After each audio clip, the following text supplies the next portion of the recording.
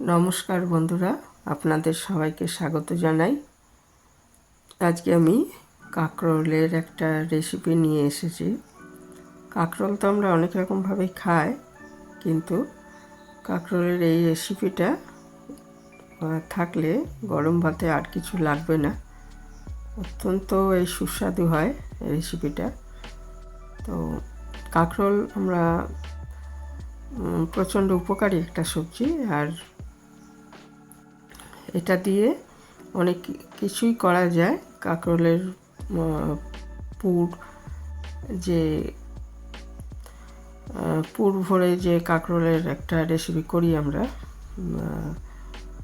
সেটা, বা কাঁকরোল ভাজা, বা কাঁকরোলের অনেক রকম রেসিপি হয়, কিন্তু কাঁকরোল ভর্তা যদি আমরা এইভাবে বানাই সেটা কিন্তু অসাধারণ হয়। এর জন্য আমি 5টা কাঁকরোল নিয়ে নিয়েছি। কাঁকরোলগুলো দেখুন এইভাবে পাতলা করে কেটে নিয়েছি। কাঁকরোলের গায়ে এরকম কাটা মতো কাটা কাটা থাকে, সেটা পুরো বাদ দিয়ে দিতে পারেন। এটাই যে এই টুকরোটা যেরকম দেখা যাচ্ছে, অথবা সেটা থাকলেও কোনো অসুবিধা নেই। আমি ওটা রেখেছি কারণ ওটা হচ্ছে প্রচণ্ড উপকারী, সেই জন্য ওই অংশটা ফেলিনি। তো আপনারা ইচ্ছা যেভাবে কাটবেন, আর বিচিগুলো শক্ত না হলে ওটা ফেলার দরকার নেই। আর নিচে একটা টমেটো, আর একটা রসুন, আর একটা মাঝারি সাইজের পেঁয়াজ। কাঁকরোলগুলো খুব পাতলা করে কেটে নিতে হবে। আর পেঁয়াজ, রসুন আর টমেটো এগুলো ছোটো টুকরো করে নিতে হবে। তো একটা কড়াইতে, ভর্তা সবসময় সর্ষের তেলে করবেন, তো আমি আগে কয়েকটা শুকনো লঙ্কা ভেজে সরিয়ে নিচ্ছি। শুকনো লঙ্কাতেই করব, ঝালের জন্য শুকনো লঙ্কাই ব্যবহার করব।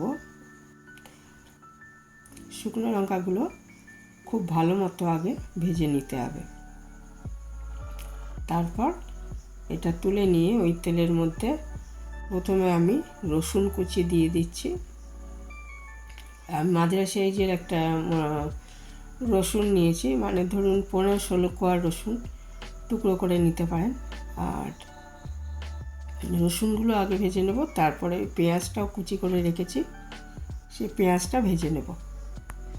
পেঁয়াজের তুলনায় রসুন ভাজতে বেশি সময় লাগে, সেই জন্য রসুনটা আগে ভেজে নিচ্ছি। রসুনটা মোটামুটি ভাজা হয়ে গেলে এর মধ্যে পেঁয়াজটা, টুকরো করে রাখা পেঁয়াজ কুচিও দিয়ে দিচ্ছি। দিয়ে এর মধ্যে একটু নুন দিয়ে দিচ্ছি, তাহলে ভাজাটা তাড়াতাড়ি হয়ে যাবে।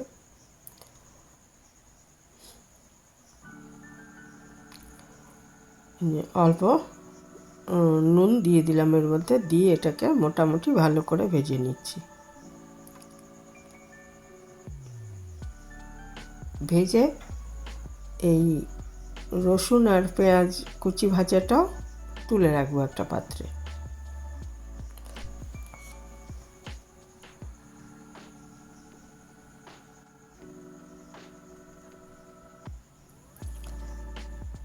এটা ভাজা হয়েই এসছে। এরপরে এই রসুন আর পেঁয়াজ ভাজাটা আমি তুলে রেখেছি, দেখুন একটা প্লেটে, আর লঙ্কা ভাজাটাও রয়েছে।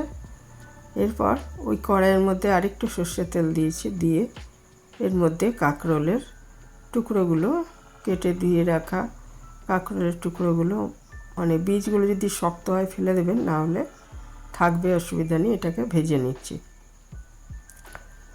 আর টমেটোটা টুকরো করে রেখেছি। কাঁকরোলটা একটু ভাজা হয়ে যাওয়ার পর তারপর টমেটোটা এর মধ্যে দেব। কাঁকরোলের মধ্যে হলুদ আর নুন একটু দিয়ে দিচ্ছি পরিমাণ মতো। নুনটা বুঝে দিতে হবে, আগেও কিছুটা নুন দিয়েছি। দিয়ে এটা নুন হলুদ মিশিয়ে এটা ঢাকা দিয়ে মিনিট 4 আগে রান্না করে নিচ্ছি। তারপরে এটা যখন অনেকটা ভাজা ভাজা হয়ে আসবে, তখন ঢাকাটা খুলে এর মধ্যে টমেটোর টুকরোটা দিয়ে দেবো।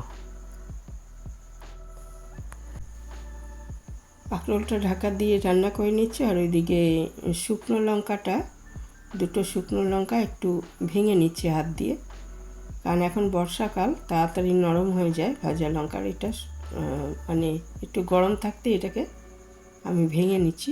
2-3টে শুকনো লঙ্কা, যে যেরকম ঝাল পছন্দ করেন সেই বুঝে এটা টুকরো করে নেবেন, বাকিগুলো আস্ত থাকবে লঙ্কা সাজানোর জন্য। তো এটা মেখে পেঁয়াজের সঙ্গে মাখিয়ে রেখে দিলাম। আর ওইদিকে কাঁকরোলটাও আমি 4-5 মিনিট পরে ঢাকাটা খুলে তা দেখছি অনেকটা ভাজা ভাজা হয়ে আসছে। জল দেওয়ার কোনো প্রয়োজন নেই, ঢাকা দিলে একটু জল ছেড়ে আসবে। তারপরে আঁচটা মিডিয়ামে রাখবেন, দিয়ে এরপরে টমেটোর টুকরোটা এর মধ্যে দিয়ে দিচ্ছি, দিয়ে এটাকে আবার ঢাকা দিয়ে একটুখানি রান্না করে নিচ্ছি।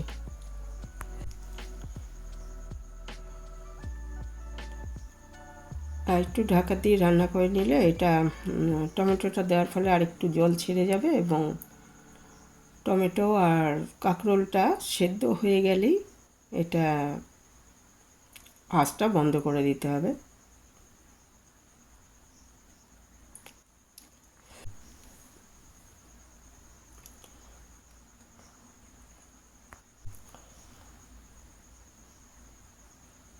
এটা ভালো মতো এরকম নাড়াচাড়া করে এটা ভেজে নিতে হবে। দুটোই যখন নরম হয়ে সেদ্ধ হয়ে যাবে তখন বুঝতে হবে যে এটা হয়ে গেছে। তারপর আঁচটা বন্ধ করে দিয়ে বাকি কাজটা করতে হবে। তো এটা দেখুন আমি ঢাকা দিয়ে নিয়েছি আরও মিনিট 3-এর জন্য। তারপরে ঢাকাটা খুলে দেখুন দুটো জিনিসই কালারটা চেঞ্জ হয়ে গেছে, দুটো জিনিসই সেদ্ধ হয়ে গেছে, কাঁকরোলটা আর টমেটোটা। এই অবস্থায় এটাকে আমি বন্ধ করে দেবো এবারে। দিয়ে এটা একটু ঠান্ডা হয়ে এলে একদমই রেডি হয়ে গেছে। এবারে এটা ওই যে পেঁয়াজ আর রসুন আর লঙ্কা ভাজাটা যে প্লেটে ছিল ওর মধ্যে ঢেলে নিয়েছি, নিয়ে একটু ঠান্ডা করে এটাকে হাতের সাহায্যে মেখে দেবো। তাহলেই ভর্তাটা রেডি হয়ে যাবে, অসম্ভব সুস্বাদু হয় খেতে। তো গরম ভাতে এটা থাকলে এটা দিয়ে অনেকটা ভাত খাওয়া হয়ে যাবে। এবং কাঁকরোল কিন্তু খুবই উপকারী একটা সবজি, তো এইভাবে করে দেখতে পারেন, খুবই ভালো লাগবে। এটা মানে হাত দিয়ে এরকম করে নিতে পারবেন। তারপরে এইভাবে ভর্তা আমাদের এইভাবে এরকম একটু